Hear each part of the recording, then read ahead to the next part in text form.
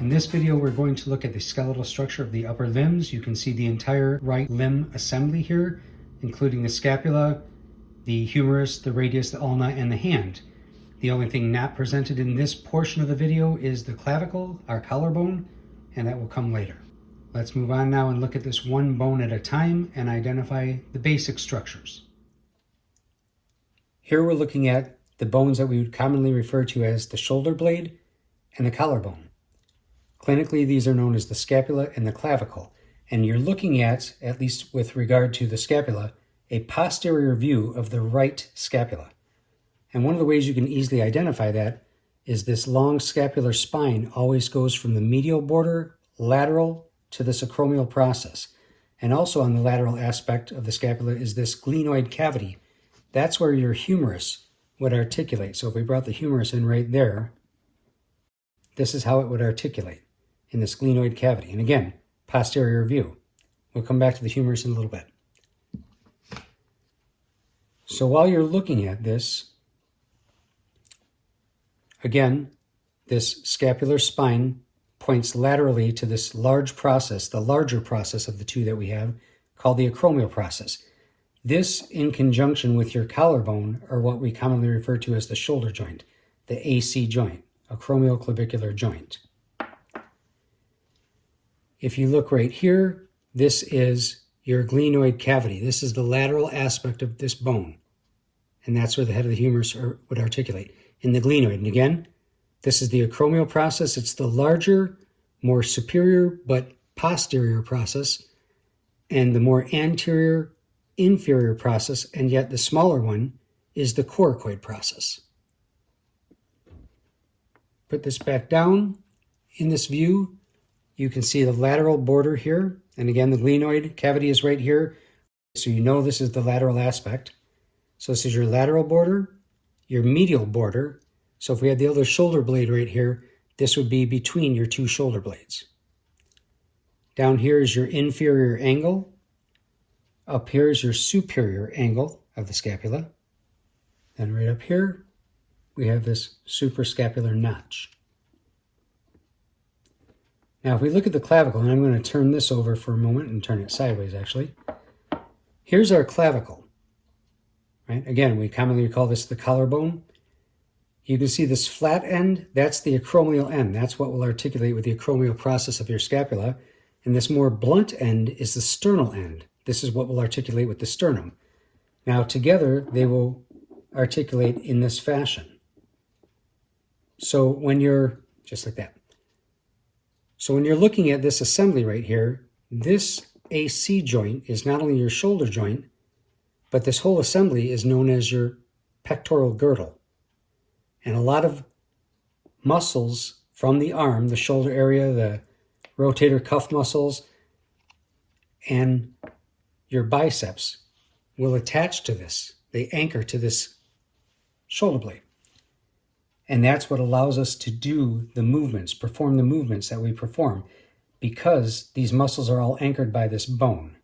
And that's what our skeletal system does for us. It supports the musculature of our body, the voluntary muscle that allows us to move. So this is your scapula and your clavicle, which comprise the pectoral girdle. Now we'll move on to the humerus. So here we're looking at the humerus, and you can see how it would articulate again with the scapula at the glenoid cavity right there, the head of the humerus. And you're looking at a posterior view of the humerus.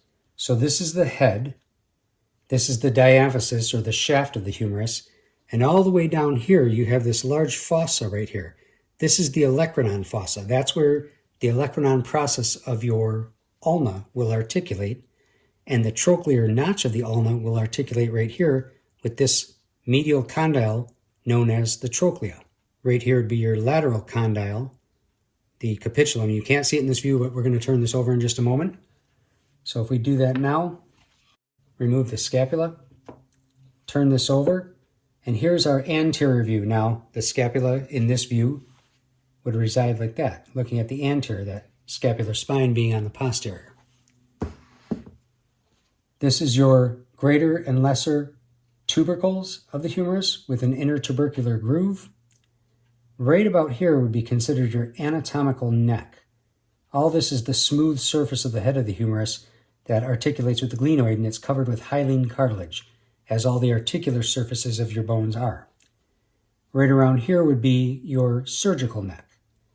And in between the greater and lesser tubercles, you have this intertubercular groove. It's subtle right here, but right about this point along the diaphysis of the humerus, there's a little bowed area, and that would be known as your deltoid tuberosity. That's where your deltoid, or what we commonly call the shoulder muscle, would insert into this bone.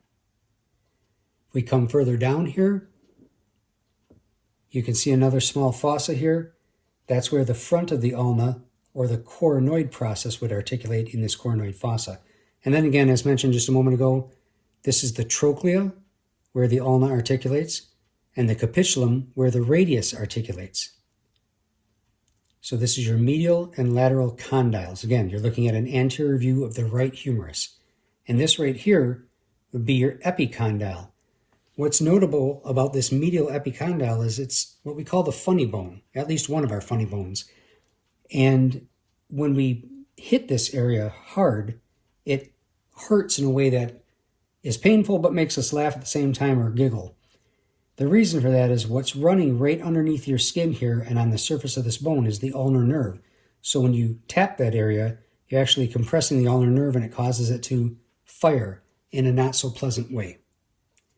Okay, let's look at the radius and the ulna, which make up the antebrachial region of our upper limb. This would be the brachial region. All right, here's the radius and the ulna just kind of placed there gently, but you can see where the trochlea of the humerus will articulate with the trochlear notch, or the semilunar notch of the ulna, and where the capitulum, the lateral condyle of the humerus, articulates with the radial head of the radius. So this is the radius. It's the lateral bone of the two, and this is the ulna, the medial bone of the two. And I'm going to remove the humerus now. Before I do that, I'll just show you this is how they articulate. So you can see how that ulna with its olecranon process go into the olecranon fossa, and that's what's forming our elbow joint.